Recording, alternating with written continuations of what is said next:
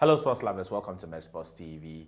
In today's episode, I'll be previewing Isaac Dogboe versus Christopher Diaz and Bud Crawford versus Showtime Porter. All these bouts would be happening on the 20th of November in Las Vegas. But before I get into it, kindly subscribe to the channel, press the like button, comment, and also share so others can enjoy. Thank you. Now let me go to Ghana's Isaac Dogboe. He will be facing Christopher Diaz on the same day, but it won't be on the ESPN Plus because it's not a pay-per-view fight. So if you are outside Ghana and you want to watch that bout, there's no need for you to buy the pay-per-view version of the fight night. And both of them have one common opponent, that is Emmanuel Navarrete, who beat Isaac Dogboe by unanimous decision and a late TKO later when he wanted to take back his title. But he has also beaten Christopher Diaz, and Christopher Diaz has also lost to Shakur Stevenson. He has lost 3 times. The last opponent skips me. Christopher Diaz is the naturally bigger guy. Isaac only 5'4" but world belt, and he is looking good at the featherweight division when he won his WBC North American Championship belt recently. In my interview with him, which would be at the description box, he said that he wants to build his way back to the top, a gradual process. And I think this is a fair fight, both of them being a top-ranked fighter from Ghana versus Puerto Rico. I think it's a good enough fight for Dogboe to come out successful. I think he is a better all-round fighter than Diaz. Diaz, good, rangy, bigger, but I think Dogboe, if he doubles and triples on his jabs, puts in the works, and as I've seen him training in Washington with the likes of Tank Davis, Patrick Harris. I think Patrick Harris has taken him through a lot of drills, and he would be able to come out successful if only he triples on his jab to close in the distance, land a couple of body shots. I think he should do good in this fight. I don't think this would be a great or much challenging fight like the Navarrete fight. I think it's a step below, and it's a way of coming back to the top, and I think he would do good. And I think he would win on the judges' scorecard. I don't see a knockout coming in because he may gas out in the later rounds, as he has a problem in which he has told me he has been working hard in order to overcome that because of the gas out, and we know boxing, the longer your gas, the better your chances of winning. So I think he would win on the judges' scorecard. That is my prediction for the first part. But now to the Bud Crawford fight, which I'm going to focus on more. Bud Crawford and Shawn Porter. Both of them are 34 years. Shawn Porter, as a 2-time welterweight champion, he had the IBF and the WBC. Then Crawford is a 3-division world champion and a former undisputed champion at junior welterweight. Both of them top-level operators, very competitive guys. They are like those guys in which, like the lifestyle of a tiger, you mark your area, you don't make your opponents cross. When you cross my turf, we would end up in a brawl. And that is that level of competitiveness. They have that mentality, that top level of competitiveness. They are not ready to back down. That is the kind of fighters we are going to see in the ring. Shawn Porter has always been in top fights. Garcia, Uga, Spence, Keith Thurman, Carl Brook. These fights have always been close fights. And he has also been in fights with top level opponents like Andrea Berto, whom he won a TKO victory. Berto later fought Floyd Mayweather in his last championship fight. No, his last bout one, sorry. Floyd later fought Conor McGregor in his 49th fight, Floyd fought Andre Berto 12 rounds unanimous decision, but Porter got a TKO victory over Andre Berto. Then he has been in the ring with the likes of Andre Brunner, a prospect that, as at that time, very talented Andre Brunner, a disciplined Andre Brunner, and a top-rated Andre Brunner, not the Andre Brunner of today. Then he also had a victory over the Magic Man, Paulie Malignaggi. So he has faced a lot of top-level fighters.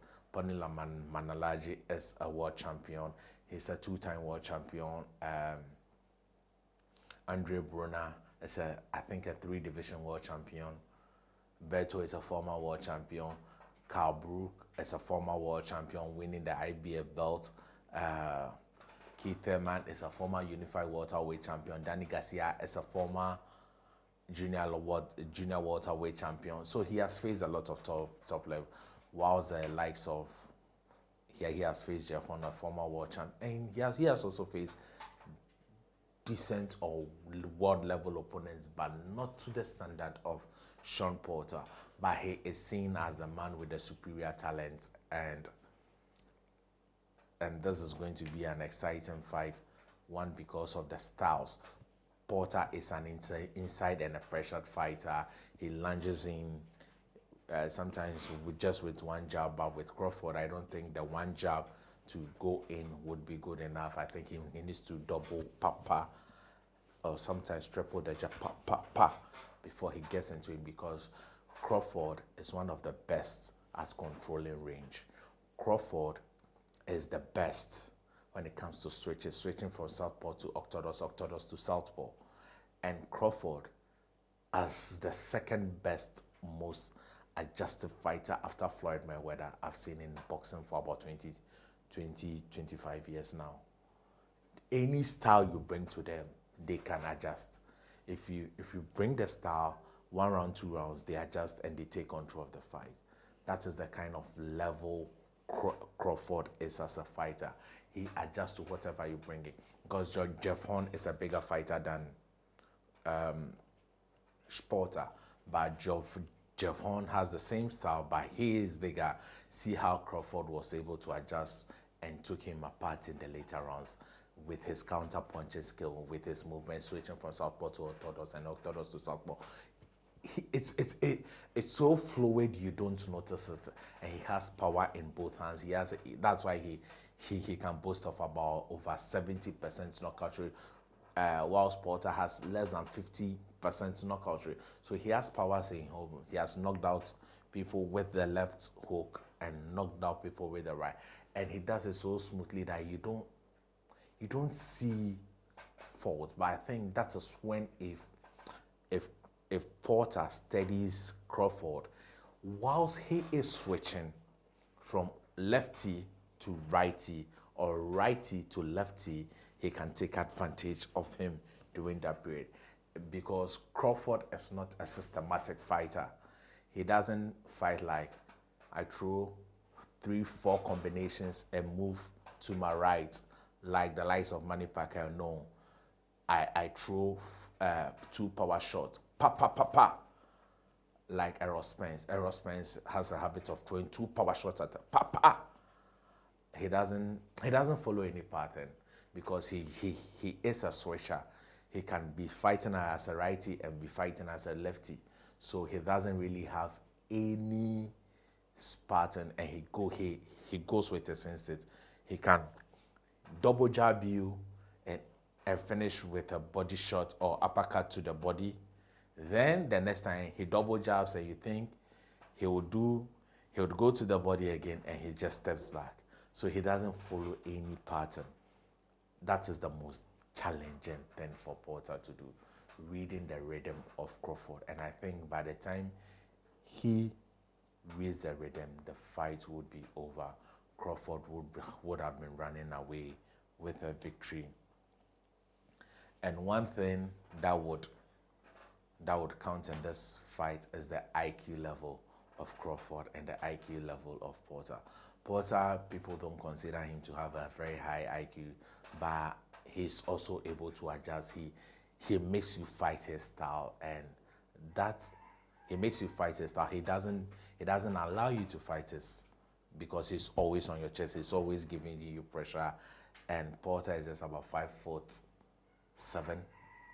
He's just about 5'7", whilst Crawford is about 5'9", and he has a very long arm reach advantage. So he'll try to keep him at bay. He'll try to fight, and I'm sure in the earlier rounds, Porter would impose his will. But as the fight goes on, Crawford's IQ level would detach him from Porter, and he will start picking him apart with his counterpart. And Porter also has a bad habit. Of dropping his hands later in the round, like he did against Andre Brunner, where he suffered a knockdown in the later rounds, and against Spence too in the 11th round. But he's so energetic that even when he got down and Jack Reese did this, he was like, let's go. And that was an exciting part of that knockdown. Did the difference. If not, Porter would have won that fight. So Porter would bring a fight. Crawford would show his boxing skill and his power, and I think Crawford would pick him apart. And Crawford, if he wants to show he is the top dog and wants to be the dominant welterweight, I think this is the fight he needs. This is the guy that is just beneath Errol Spence. If he's not getting the Errol Spence fight, this is the best fight he could get. So this is my final prediction for the fight. It's not going the distance, and I think Bud Crawford would win by a TKO in either round 11 or 12. The referee will stop the fight. That is my prediction for this particular bout. Thank you for watching. Subscribe, share, comment. Stay positive. Au revoir.